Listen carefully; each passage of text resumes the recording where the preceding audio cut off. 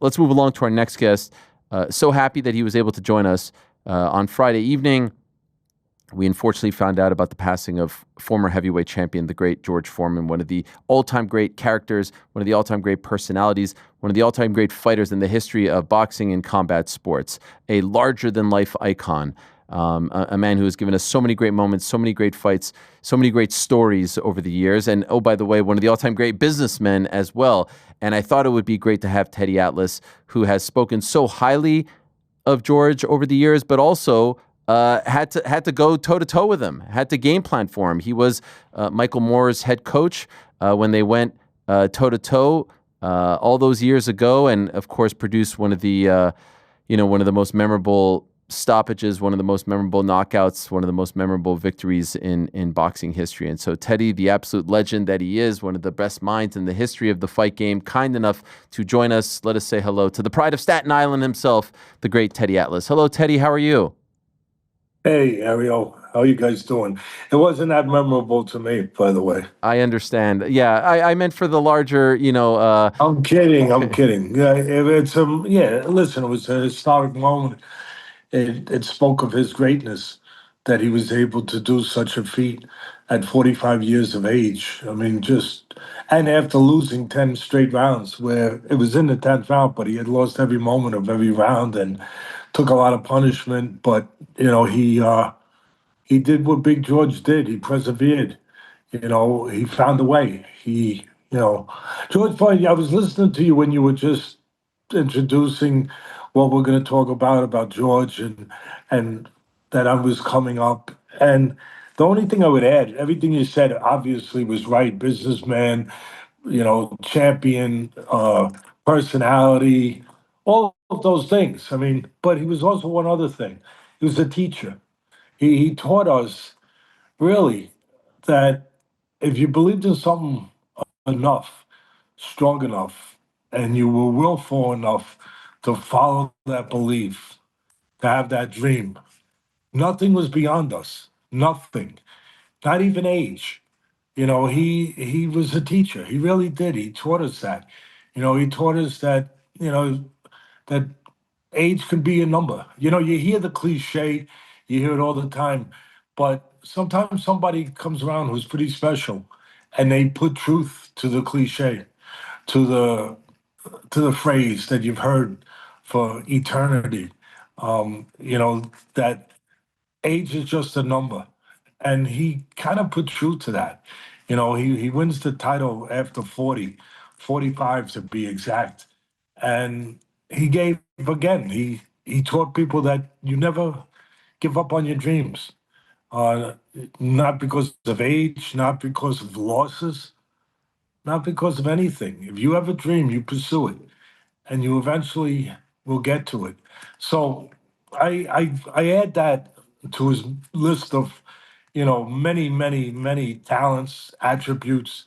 The man was a special, special man, and I think that it's almost short to say that it was boxing's loss. I hear people saying boxing's loss. It was our loss, and I mean our as people, because when you lose somebody special like that, somebody that makes other people better, then we've all lost something. We're all a little bit less today because of the loss of George Foreman. And you don't usually hear that about too many people, period, in the limelight, but especially about athletes. I don't think you hear that often.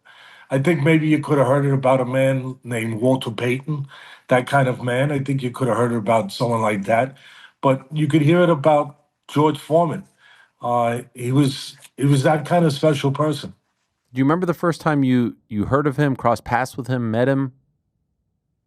Yeah,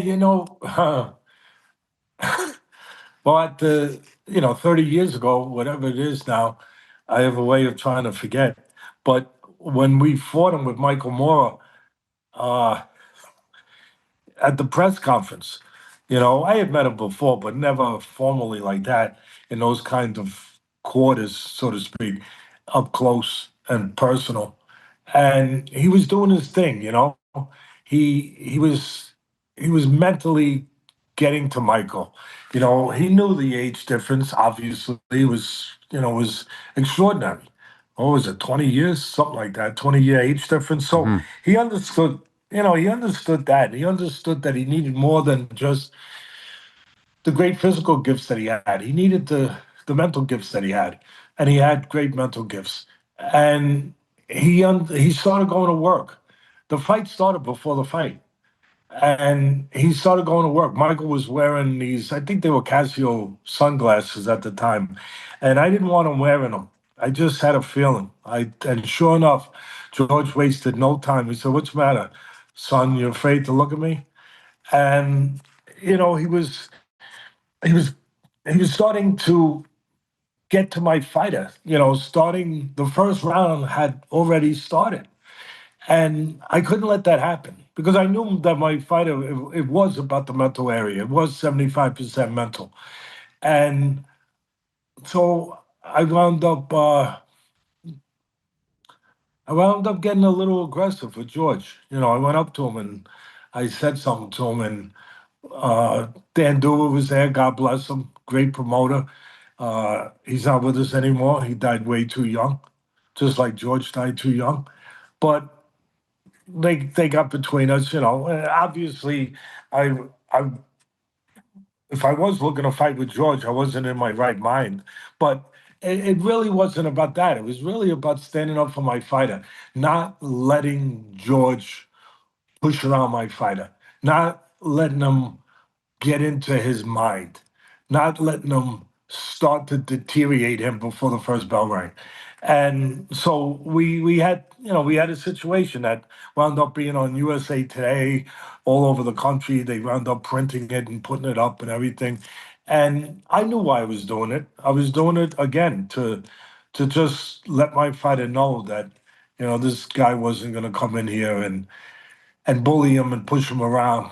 And it was an interesting way to greet somebody. It was an interesting way to greet an icon. But at the end of the day, you know, George was he was such a gentleman. I remember when we came back, we had gotten knocked out by him, and then we came back and we had one fight on HBO, and then we were gonna fight Axel Schultz outdoors in the soccer stadium in Germany if we won that fight. So everything was on the line to get a second shot at the world title. And George was the commentator on HBO with Lampley and all those guys, Merchant. And I remember he came Michael came back after the first round. Now remember, this is after, he was an undefeated fighter, right?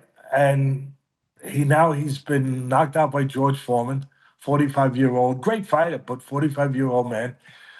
And to me, I had to get rid of the ghost from the attic. I mean, that was really, for me, that was the fight. We trained, we had a good training camp down in Tampa. We did everything right. He was in great shape. We knew what we had to do.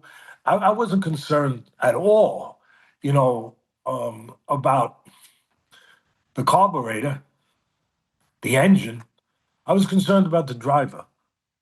And without the driver, it doesn't matter how good the engine is, how good the carburetor is, how good the car is. Doesn't mean a damn thing. So it was all about the first round to let him know that he was okay. So as soon as the round ended, normally I'd say this, I'd say some instructional stuff, right? Something like that. I didn't. I immediately said to him, okay, now you know it's normal. It's just another fight. Hmm. Everything's good. And George said, because I remember that everybody had let me know afterwards, because, they felt we had this tension. And it wasn't really tension, it was that one moment that I just explained. But everyone let me know, say, you know what George said? George just said, that Teddy Atlas is pretty smart. And that was, that was a little something from the from George. But he was again, he was you left out one other thing. He was a salesman, obviously, businessman, so that covers that. But he was a great salesman. You know why he was a great salesman? We believed him, we trusted him. Hmm. He was our George. He was our George. He really was. He was, I'm saying this in obviously in a loving way, but he was our grandpa. Later on, he was the guy. He could sell mufflers. He could sell, obviously the grills and all that stuff. But we trusted him. We trust, and you know what? He also put a definition or an explanation into what reincarnation might look like. Because some people believe in reincarnation. They think you freaking die in this place and then you might come back. But he left this place and he came back. He left after that. He had a 10-year after he lost to Jimmy Young, obviously the fight in Zaire with Ali, and then Jimmy Young, and then he left and he went on to be a preacher with the church. We know the whole history of that. And he was gone for 10 years. And he came back reincarnated, a different person. And I remember everyone saying, "Oh, he's being, he's showing his savvy now. He's changed. He's not this stolly, mean guy that walks around with German shepherds and everything. Now, he's recreated himself and he's making believe he's a nice guy." I remember I said to somebody who said that, I said, "No, he's not. He's finally being allowed to be who he is." And they were like, "Teddy, what do you mean?" I said, "He's being allowed to be who? That's who George is. He wasn't allowed to be that in his first life with the people around him. No, he had to be Darth Vader. He had to be the boogeyman. He had to be that.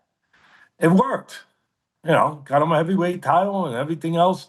But he he was finally allowed to be what George really was. And that was George. He loved people. We showed that footage while you were telling us the story of the press conference, and it's not something that you often see. But gosh, the cojones on you to step up to George Foreman like that and kind of get in his face. But the backstory is great. You were just trying to rile up your guy. You were just trying to. When you see this footage, Teddy, when you see yourself as a youngster get in George's face, what comes to mind? Thank God he didn't get up. Yeah. No, I mean, listen, obviously if he got up, he got up. What But did you say to him there? you do. And something along the lines, it was no curse words or anything. I wouldn't be disrespectful in that way. Although some people say shoving him was disrespectful. But again, I was, I had a job to do. When you're a trainer, you have a job to do. I mean, it's not much different than being a parent that maybe you got called into school, right? As a parent, and maybe, you found out your kid got bullied by some bully. And, you, you go there and you want your kid to be able to feel the way a kid should feel, not less, not less than he should feel, not less about himself. You don't want that to happen. So you go to school and you wind up finding out that the father was a bully too. And what do? You might get into a little something with the father. And why are you doing it? You're not doing it because you came there because you felt like picking a fight with the father or you didn't like the father. You came there because of your son, because you were backing up your son, Hmm. because you were protecting your son. And that's what I was doing. And I think on certain terms, especially later, George understood that. I would just about say for sure. Me and George had a good relationship as the years went on. I remember I was in camp with Vosic. We were getting ready to fight for the light heavyweight championship of the world, and with Alexander Vosic, and I was in California. And I remember I got the tragic news that his daughter had taken her own life, and I called him, and I also sent him a letter, and I just want him to know that his hurt was my hurt as a person. And I just felt that way about him because, again, uh, George was a lot more than a guy who sold hamburgers, a guy who knocked guys out, a guy who beat five guys in one night. He was a lot more than that. And I understood that. I respected that. I appreciated that. So and I'll tell you something else about George. And I remember I said this because I was supposed to be on a show with him. And it was a radio show a few years back, and I couldn't make it. I was training a fighter, maybe one of the last fighters I trained, and I just couldn't make it. So I wrote him. I sent him a message to the producer to give it to him on the show, and he appreciated. He got even the producer told me he he he showed emotion about it, and basically what the message was how much I respected him because not too many people in life. We always talk about being truthful. We do. We talk about, the truth will set you free, being truthful. But how often do we have the capacity to be truthful? Think about it. Not too often. Not often. I try every day to be better in that area. But he was really truthful, and I wrote it. And just by his response, to me, he validated what I was feeling and saying about him, which was basically that after the fight in Zaire, a lot of people would not have been able to deal with that loss. And listen, it was 10 years. I often said when I was doing all the broadcasting for ESPN and on my podcast later, that it was like going through an exorcism. That he spent 10 years trying to get rid of the ghost of Manila or the ghost of Zaire, not Manila. But what it, what I was saying to him was that he discovered something that most of us don't have the depth and the courage to go into those places to discover such things. The difference between the truth and the lies. I mean, come on, we all lie to ourselves. I mean, we get through days, we get through parts of life by lying to ourselves, but we try to lie less. And the ones who can lie less and hopefully minimize it to almost nothing, they're the ones that can be the most successful. And that's why George was so successful in his comeback. Because in that fight, Ali broke him down. Yeah, he got tired. Yeah, he did the rope a dope, all that stuff. Come on. But he broke him down mentally. He made Foreman, for the first time in his life, he made him feel like he had no say in that ring. He always had a say in that ring. And we always have a say in life, whatever we do. Whatever we do, it's our choice how we behave and what we do.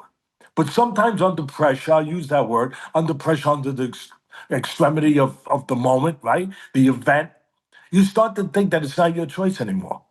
That it's the moment's choice. It's the air's choice. It's the opponent's choice. It's the other team's choice. No, no, no, no, no, no. It's your choice. It's always your choice. Until you say it's not your choice, that choice can't be taken away from you. It can be given away by you, but it can't be taken away. And George gave it away. George let Ali, the great Ali, I'll say it again, the great Ali, he allowed him to think that it wasn't his choice of what he could do that night. It wasn't his choice anymore. And that was a lie. And when he came back, and I said this in the message, he was much better. I said, the old George would have kicked the pants off of the young George. And he smiled. The producer told me he smiled because he would have. And the reason I said he wasn't better physically when he came back, I get it. I know. Come on, I think I understand that.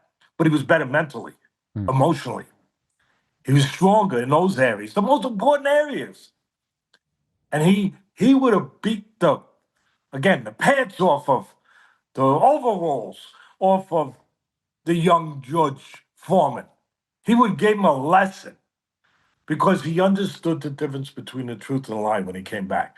That the truth is, you always, always have the choice of what you're going to do, no matter how extreme the situation. It's always your choice. And it was always his choice from that time on. Did you see the way he performed against Holyfield? A young Holyfield, a great Holyfield. Yeah, he lost the heavyweight title. Did you see how he competed? If Holyfield didn't have a great chin, he would have knocked out Holyfield. How he competed and how many shots he got hit by Holyfield, and he stood there like an oak tree in a hurricane. He wouldn't have done that. He wouldn't have been able to have done that in the first coming, the first incarnation of George. Hey there, sorry to interrupt. Just want to remind you, if you haven't already, please do hit that subscribe button. We would appreciate it very much. And while you're at it, give us a thumbs up too. You know, we've got live shows, interviews, clips, and a whole lot more going on this here channel. All right, now back to the show. One of my favorite little factoids about that fight against Michael Moore is that, obviously, as you just spoke to, the fact that it hurt him so much that he lost to Ali. As the story goes, he went to Paris. He stayed in his hotel room for 2 weeks. He was ashamed to come back to America. He thought that he'd be a laughingstock, and shortly thereafter, he takes his 10-year hiatus. He comes back. He works his way up to the fight against Michael Moore for the heavyweight title, and it's some 20 years later.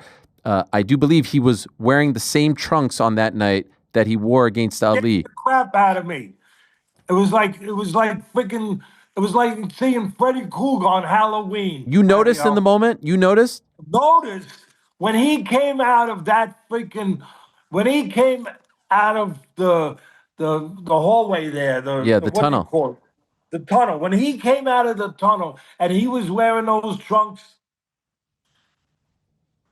Of course, I didn't show it to my fighter. Yeah.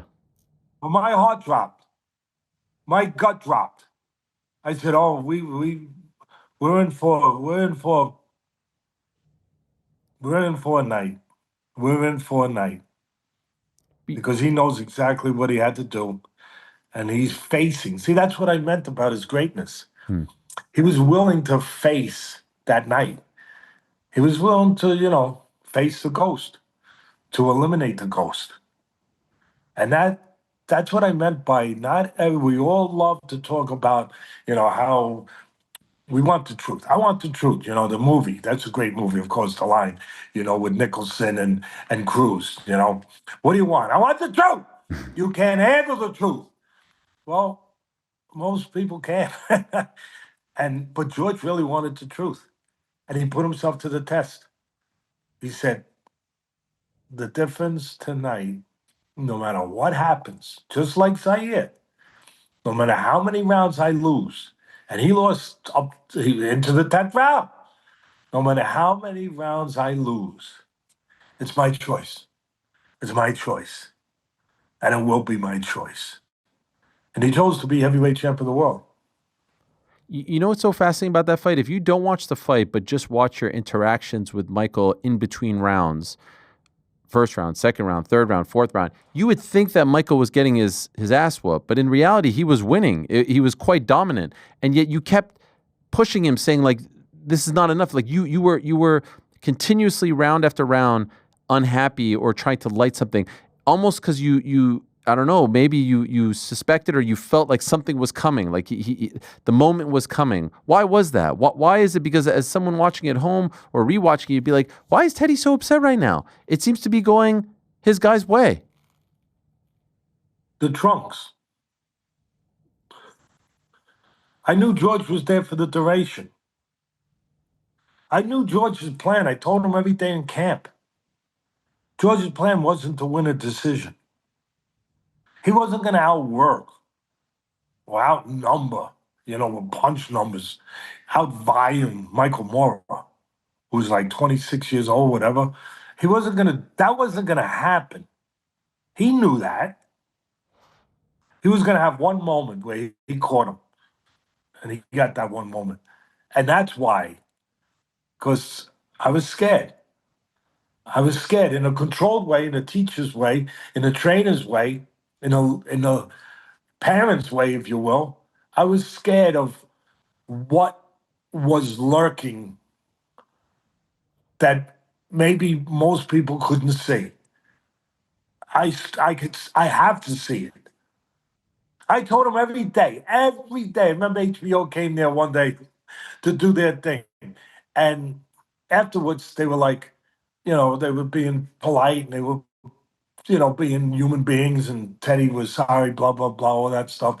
And I remember one of them said, "Oh my God, when we were there those 2 days, remember each day at the end of the workout, when you got finished the whole 3 hour, for whatever it was, we got finished everything, the sparring, this, that, the instructional.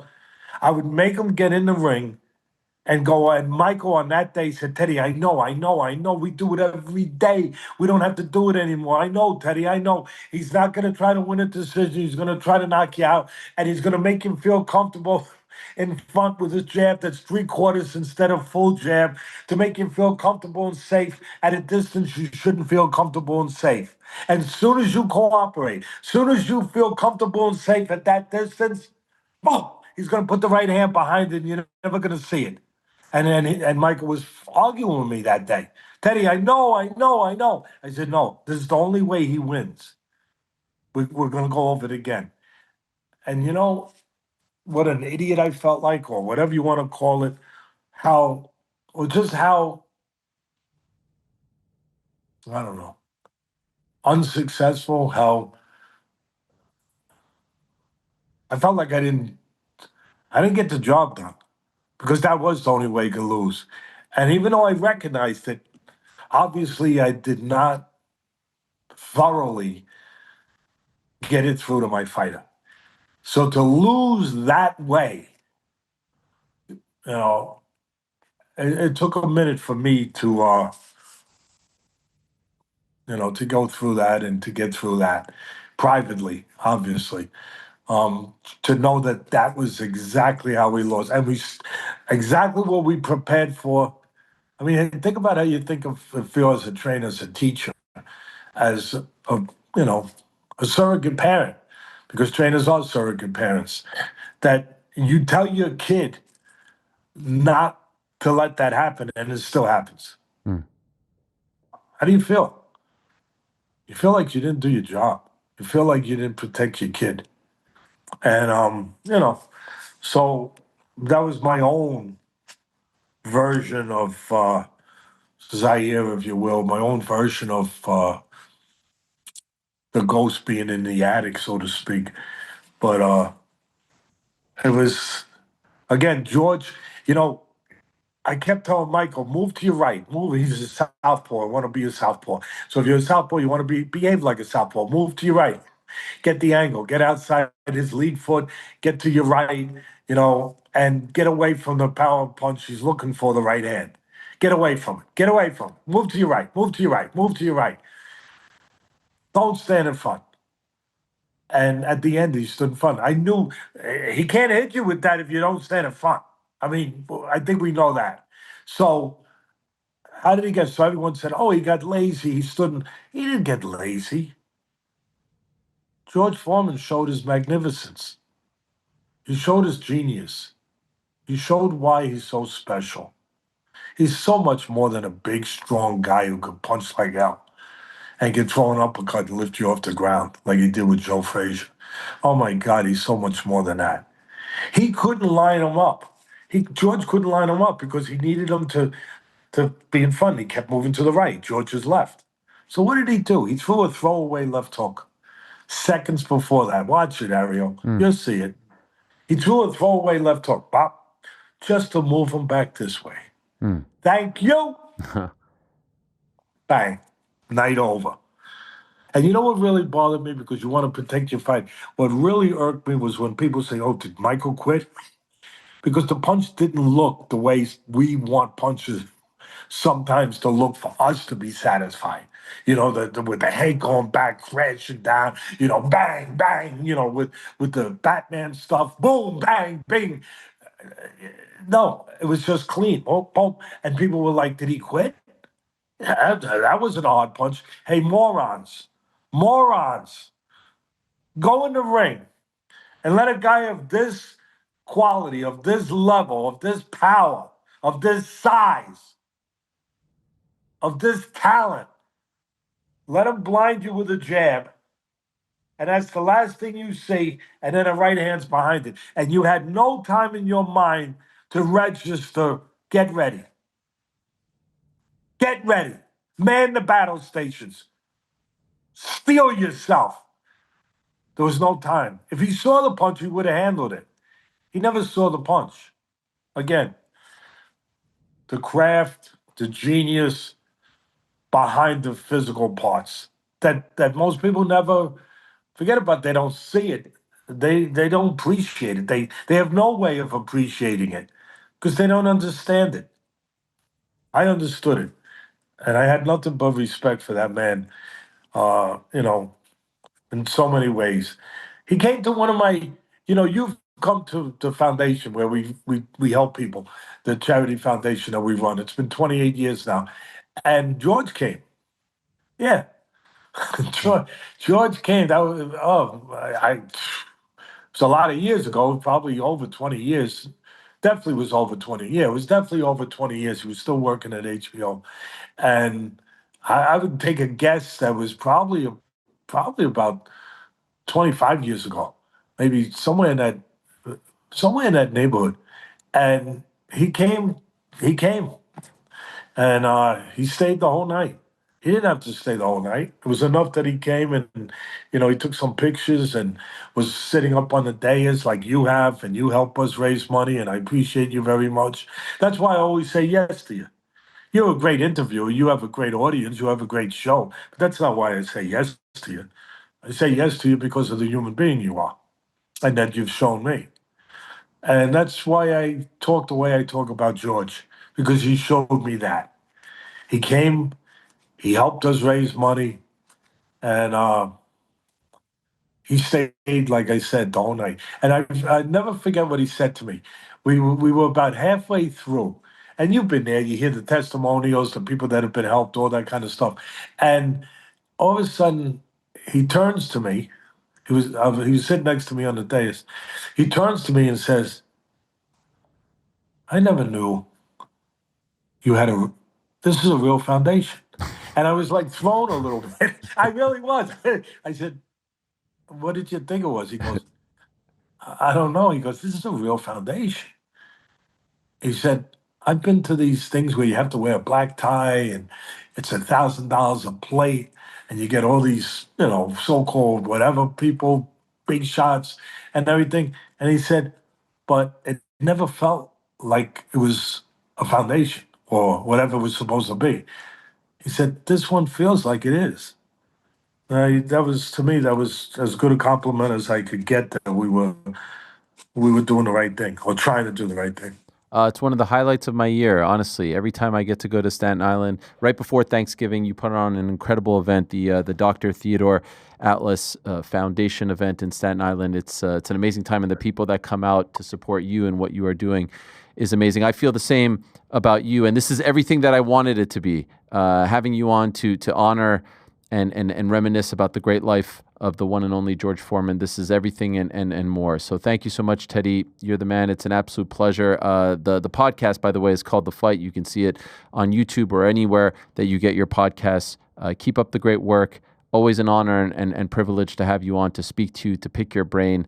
And thank you for taking some time out to remember George Foreman today. Well, it's my pleasure. Thank you, Ariel. Thank you for being the person you are. Thank you. Thank you. There he is, the great Teddy Atlas, remembering the equally great George Foreman. What a history they had together. One of my favorite moments, my favorite stories about that fight. And if you've never seen The Legendary Nights, HBO back in the early 2000s, actually when I was an intern there at HBO Sports in the early 2000s, had a program called Legendary Nights, a series. And it's about, I don't know, maybe 8 of the more memorable fights in HBO boxing's history. And of course, since then, they could have done much more. It was hosted by Jim Lampley, who, by the way, will join me on tomorrow's episode of Ariel and Adi on the DAZN Boxing Channel. They have one of the best episodes is about this fight. And I highly recommend. You could probably find it either on HBO Max or Max, YouTube, etc. Anyway, one of my favorite things I remember the Sports Illustrated cover. I remember it. I was 12 at the time, very, very into sports. But George Foreman, he remembers the trunks. I remember George walking out in a hoodie, like truly looking like an old man. He's 45 at this point. Like, that's George Foreman. That's that's him before a heavyweight title fight against the guy 20 years his junior who is on an absolute roll. This is what we look like as old men, as we're going to the gym trying to shed some extra pounds. Like, you don't see fighters coming out like this. No, that's Unk right there. Right? Unk's that is Unk status on somebody. And he freaking showed up like that. Like, he had George, this is a compliment to the man I'm about to talk about. Like, he had a Daniel Cormier like quality to him, where he kind of feels like a guy that you want to hang out with, have a meal with. He's warm and cuddly. That was the antithesis of his personality back when he fought against Muhammad Ali. Gosh, I keep getting this wrong. In Zaire, 40 years ago. Like, the complete antithesis. Wait, was it 40 or 50 at this point? That would be 30. No, is it 50?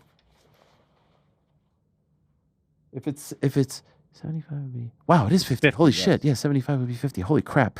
Anyway, there's so much. Go watch When We Were Kings. Watch Legendary Nights. Another fun factoid, we talk about the circus-like atmosphere surrounding boxing, influencer fights, Jake Paul fights, misfits, all this stuff and more. Did you know, after that fight against Muhammad Ali, the most watched fight of all time, after this fight, heavyweight champion.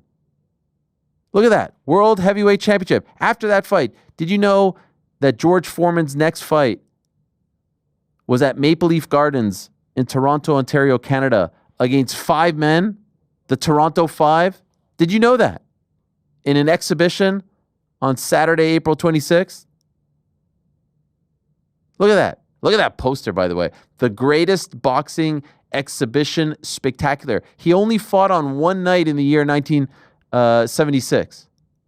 And it was this card in Toronto. And Cosell and Ali were calling it for ABC. And Ali was trolling him the whole time. But remember this. Remember Ali Inoki around that same time frame. When you talk about like, oh, Canelo, how dare he think about fighting Jake Paul? Look at what they were doing back then in the 70s. This has been a part of boxing's DNA since well before the 70s. But that's a crazy story in its own right. Someone should do a doc on that one. So there's much there. May he rest in peace. By the way, we didn't mention this. An amazing broadcaster as well. When he was a part of those HBO telecasts in the 90s, he was an amazing broadcaster while fighting too, which a lot of people didn't do. Thanks for watching this video. Before you go, if you haven't already, hit that subscribe button for us. Also, give us a thumbs up, leave a nice comment. These things go a long way. And while you're here, do check out the rest of the channel. We've got live shows and full interviews, clips, and a whole lot more. We're doing big things here, and we appreciate your support very much.